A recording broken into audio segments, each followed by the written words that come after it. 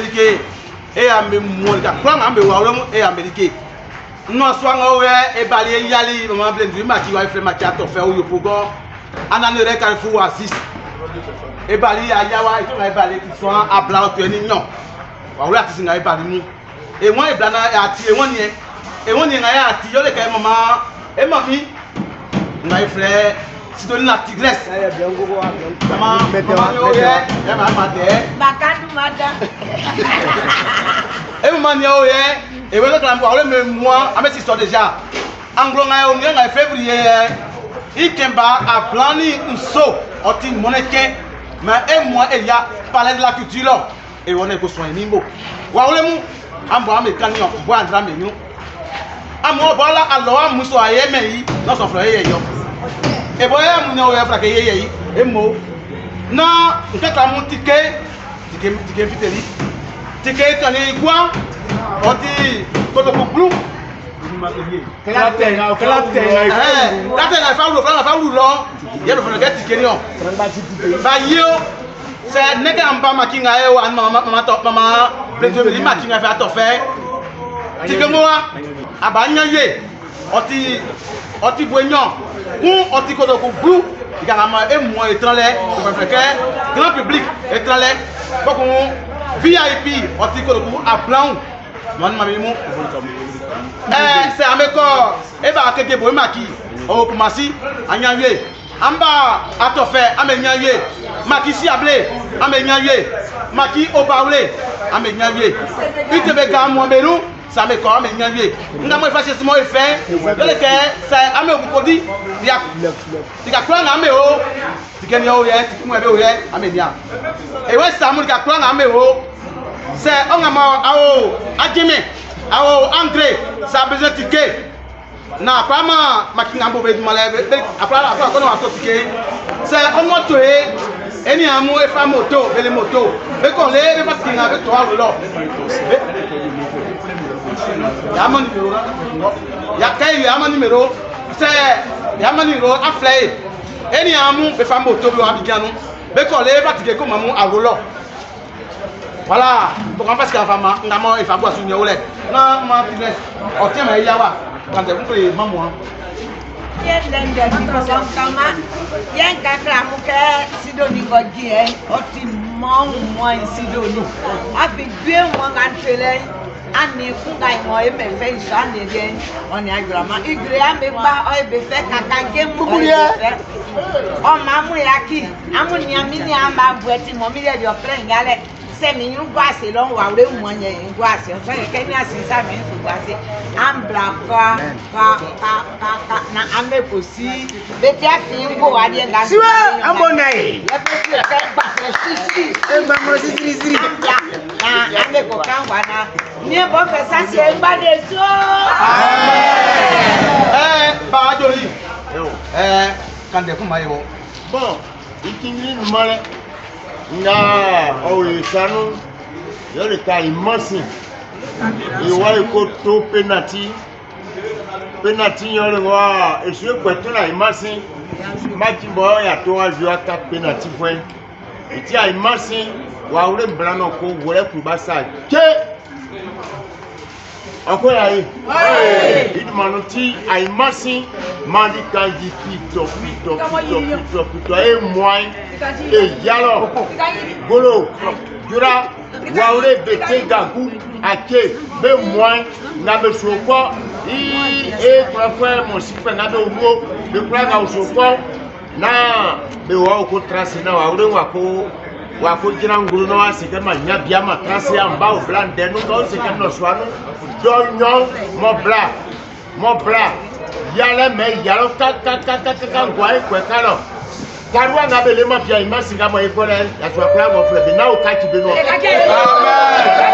ya ko ji o we se mon kakra mo na politiki nde mo mi ga ji wan isi me pa kura ena na emi ni anga be se gbanga igo ma e wan ena na me fle sanga flenga dusu nya be dio e gbanga e wa e gba e ti sura kun gba na e kan kwajo na e kan kofi e mo ewo ame ya ki politique ici elle qui clan ebo ekun ya esi koyo efre anu anze foundi ame wo e body foundi na ebo ekun eni ande meote eni ande megro eni ande meobe se mo eni politique ngati etede o ti na e o ti pe mu lo obo na ame ya ki politique mini agba krawa we kadu mamu ya ki sanga le na ja ki kemi no fire ambla Mama, Meli, Meli. Ligenga suma Meli o. Asuma Melia. Ah, Meli. Ligenga suma Meli o. Asuma Melia. Ba fi lọ bla ijo kan ke. Yes. Abugo ba ko ma la ko Esi mama. Ya me mo ya me kula. Enimu. Ya me mo ya me kula. Nde yele nga esi ma aswamu. Baken na esramu. Bike nga esuko ye la pende ye kwe kan lo. Fondin de ye kwe kan lo. Anuanze de ye kwe kan lo. Na iti ame blao, ame aswao. Bla me bo be tra aswamu. Kaeli ke titi bla mo be tra aswamu. My titi down be tra aswamu be bla ba yi. Kenga e kangwalo nga be fleur palette la culture. L'autre qui est dans nous. Extrêmement blind, Wakangwa, lui, Pé Waklamu, Côte d'Ivoire, nous, en France, nous, Amérique, nous, Bluff, Messi, Ablé, Américain, Messi, Ablé, na Nkama et Cloafuemu, Wawete, Glo, Waole, Monsi, Gra, et Ban et Tikun, na Amé Blana et Coquin, son Gouin.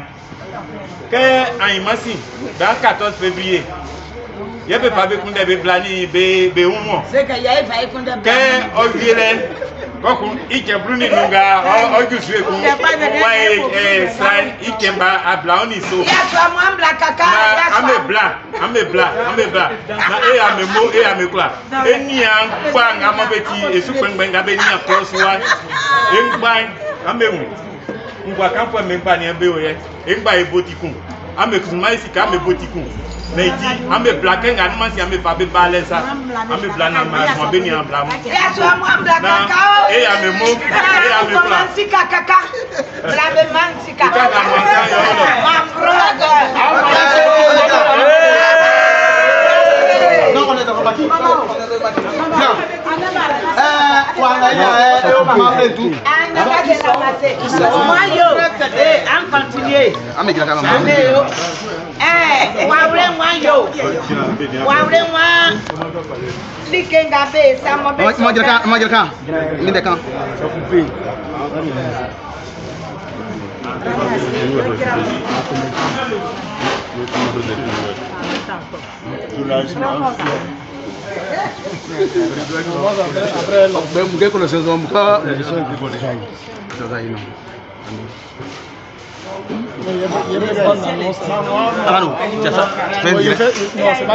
Il fait bonne annonce.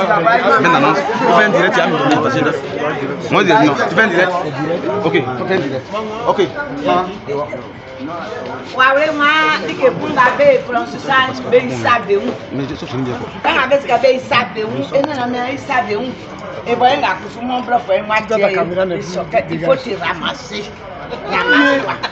Menga e die ko en kusu sen ya swa me bruwi nwa ken pro bi e ko na ma ni fira mu gile ko apla me blakaka.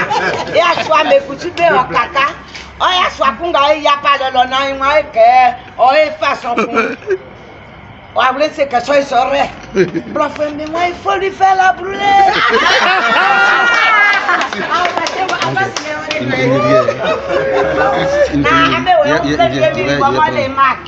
Maman, my style.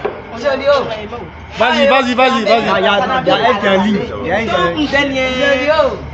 Nini ebe simbia ke aimansi kebe se ke moneke ke ba blamoni so ke parce que 10 heures à c'est des comité au droit mi 10 heures so en quoi me il y a parlé de la culture Be afaka. ne wo ko kongo wa ko su ko mo fo e mama ipo façon ai fa eli e ba nges ko so sien e mu ma e wo ni na ja o so tran ja so parce que ça mo andam so nya place e won de na e wo ko so show e fa ma eni Parlez de la culture. Les ouvriments n'ont baissé. Vous pouvez décaler à baissé. Nous les artistes traduits modernes. Il dit cette année on va pas à ça. C'est tout. On va pas à ça. On va pas à ça. On va pas à ça. Je dis on va baisser. On va baisser. Maman du Sidonie est là-haut. On va baisser. Papa bon sens il est là-haut.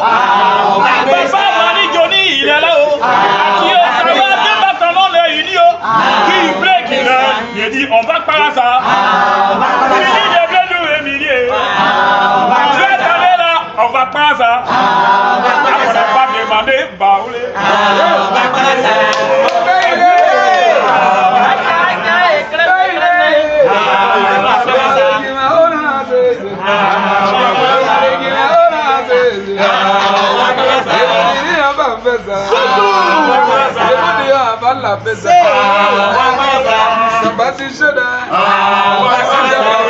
Rendez-vous. C'est là-bas. On va en faire ça.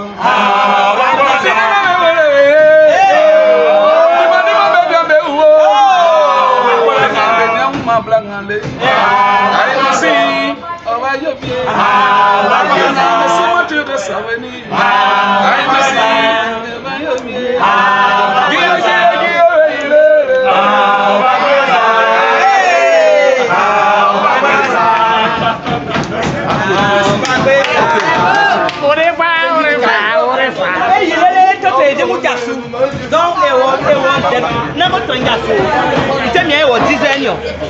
c'est tout